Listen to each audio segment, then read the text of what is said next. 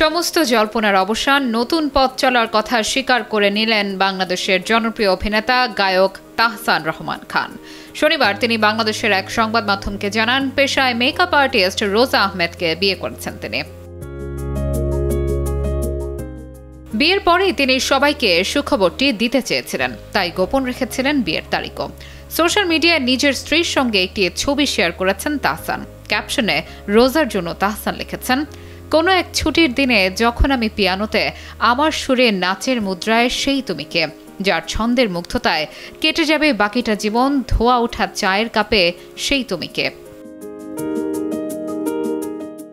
ওদিকে আজ দুপুরে রোজা আহমেদ তার ভেরিফাইড ফেসবুক প্রোফাইল থেকে তাহসান খান ও তার কিছু ছবি শেয়ার করেন, সাথে একটি ক্যাপশন যাতে লেখা, I found a man who is graceful. He wanted trust, respect and friendship for life. I promised him this and a home for life. Alhamdulillah for everything. যার অর্থ, আমি এমন একজন মানুষকে খুঁজে পেয়েছি যিনি খুবই মার্জিত। তিনি জীবনের জন্য বিশ্বাস, সম্মান ও বন্ধুত্ব চেয়েছিলেন। আমি তাকে এই সব কিছু এবং সারা জীবনের জন্য একটি ঘর দেওয়ার প্রতিশ্রুতি দিয়েছে। আলহামদুলিল্লাহ সবকিছুর জন্য।